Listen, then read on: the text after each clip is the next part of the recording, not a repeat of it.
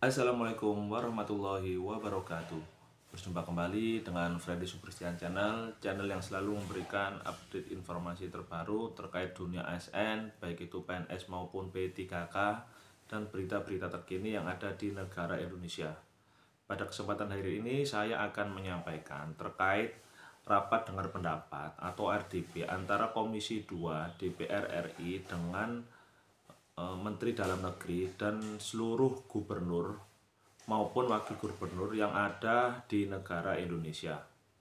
Jadi ini kita akan menyimak arahan dari anggota DPR RI Komisi 2 terkait untuk pengangkatan seluruh tenaga honorer R2 maupun R3 yang ditujukan kepada seluruh kepala daerah atau gubernur yang ada di negara Indonesia. Karena memang untuk kebutuhan formasi itu dari masing-masing daerah yang akan mengentry atau menyampaikan ke Kemenpan RB terkait untuk jumlah formasi yang dibutuhkan di masing-masing daerahnya. Kita simak baik-baik videonya seperti apa. Bagi teman-teman yang baru mengikuti channel Freddy Subristian, mohon dukungannya dengan cara memberikan subscribe, like, dan tulis tanggapan di kolom komentar. Saya doakan semoga teman-teman yang sudah memberikan subscribe selalu diberikan kesehatan, dimudahkan, dilancarkan seluruh kegiatan dan aktivitasnya pada hari ini. Kita langsung masuk ke videonya seperti apa. Nah, selanjutnya dari PDI Perjuangan, silakan. Beliau adalah Pak Deddy Sitorus, anggota DPR RI di Komisi 2, perwakilan dari Partai PDI Perjuangan. Masih panjang kayaknya sholatnya, belum pada masuk atau memang udah nggak masuk lagi pimpinan? Oh, udah pada izin pulang. Kita simak arahan yang diberikan oleh beliau kepada Mendagri dan seluruh yang mahal. Perwakilan daerah, gubernur yang ada di negara Indonesia. Semua tentu biayanya sangat mahal, waktunya juga. Oleh karena itu saya kira kita harus menggunakan waktu sebaik mungkin. Dan kalau kita membahas per provinsi, saya kira waktunya nggak bakal utuh. Ya mungkin kita akan dalami pada waktu yang lain. Oleh karena itu saya akan menyentuh hal-hal yang bersifat fundamental saja. Dari tadi kita bicara beberapa hal yang menyangkut kewenangan, transfer daerah, ya macam-macam lah pemerintahan. Kita tahu ada Undang-Undang 32 yang sudah yang menjadi acuan kita, Undang-Undang 12 2008, Undang-Undang 23 2014. Sebenarnya pertanyaan saya sederhana. Bapak-bapak gubernur, Ibu dari Kementerian Dalam Negeri, ada Pak Akmal juga ini. Sudah waktunyakah kita kembali mengevaluasi undang-undang atau pelaksanaan otonomi ini atau tidak? Apakah ada hal-hal yang harus kita perbaiki supaya kita melangkah lebih maju? Ya, karena apa? Sistem thinkingnya saya kira harus dibenarin dari hulu nih. Karena kalau saya pribadi tadi sempat diskusi sama Wakil Gubernur Jawa Timur, saya sih pribadi berpendapat dengan Pak Arya Bima juga. Saya berpendapat provinsi itu harusnya menjadi betul-betul seutuhnya hanya berperan sebagai wakil perpanjangan tangan pemerintah pusat di daerah. Semua urusan lain serahkan pada kabupaten kota, itu baru benar kalau menurut saya. Ya, kita bisa bicara banyak, tapi dengan cara seperti yang kita gunakan sekarang, coba dihitung berapa banyak kepala daerah masuk penjara. Berapa banyak anggaran yang terbuang percuma tanpa hasil yang bisa dibanggakan gitu. Ini kan harus membawa kita pada satu evaluasi yang menyeluruh dan mendalam tentang bagaimana sebenarnya kita mengurus republik ini melalui pemerintah daerah.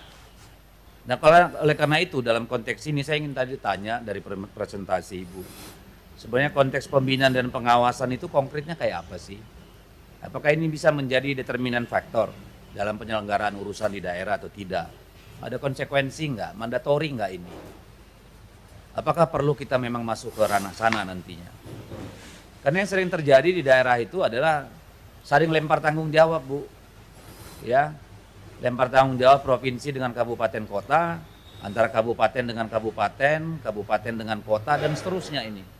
Banyak persoalan nggak selesai di bawah dan rakyat nggak tahu mau ngapain, mau kemana. Ya urusan sederhana, urusan jalan aja misalnya. Ya, ini selalu menjadi perdebatan publik di bawah yang nggak jelas ujung pangkalnya.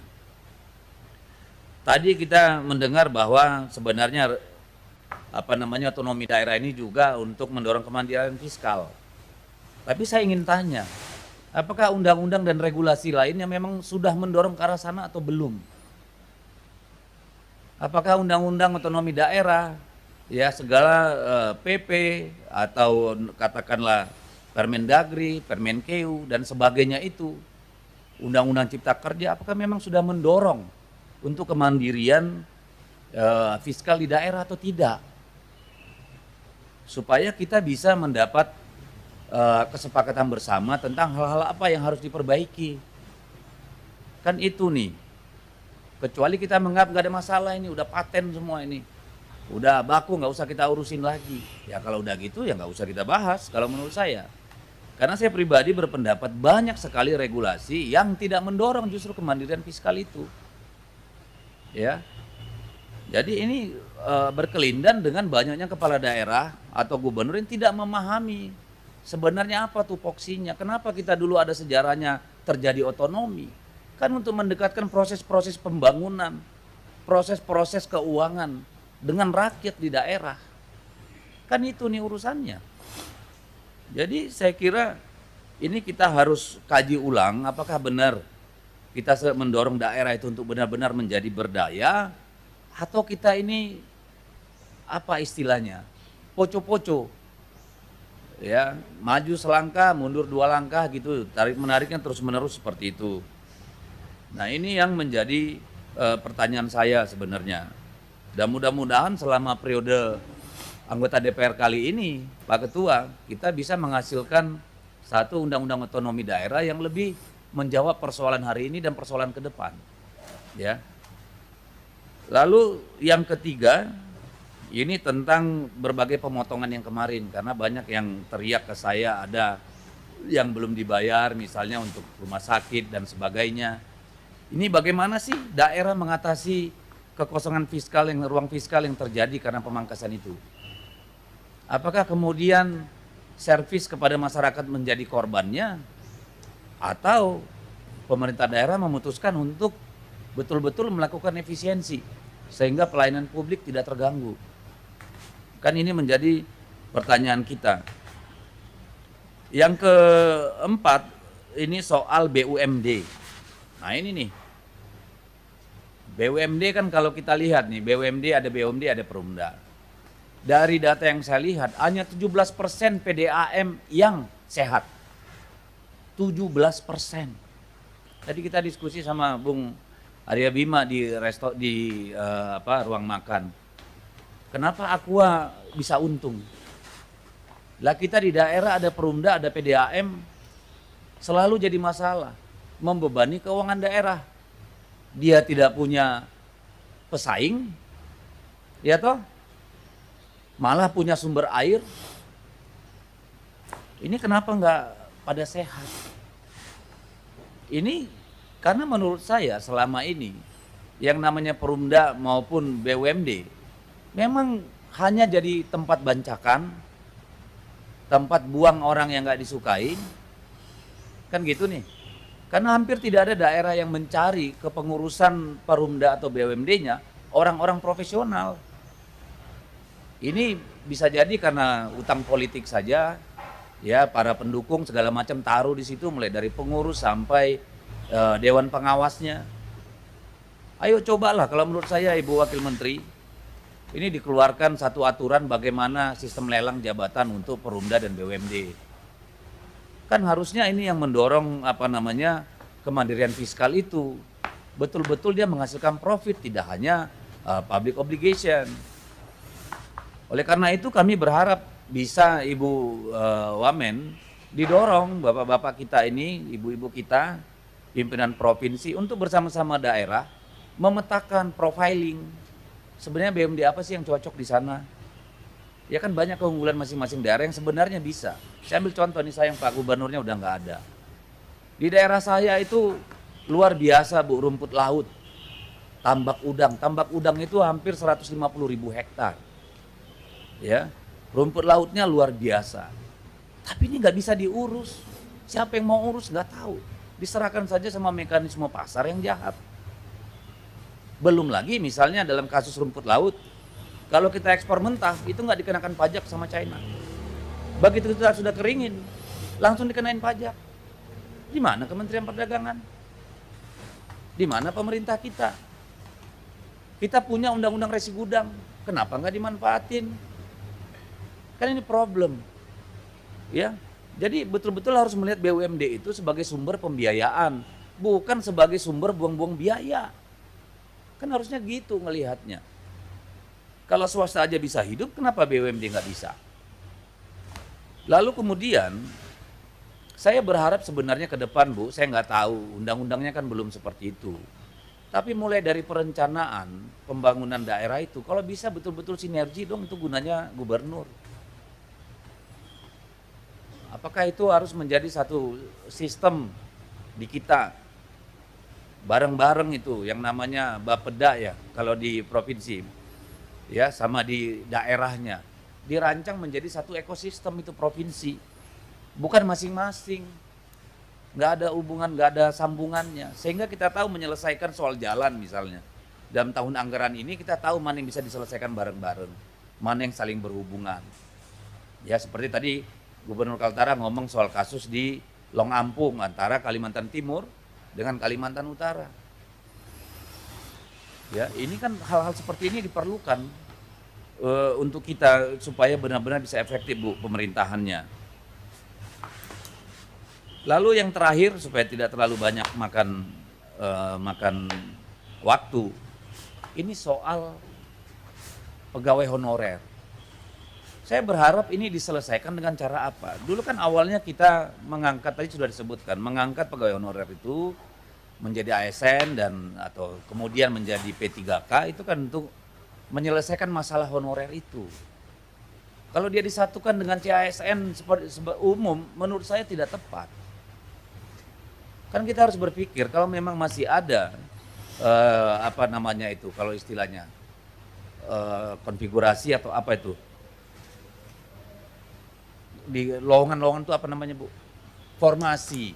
Ini yang masih belum diangkat ini udah ambil aja, kenapa sih?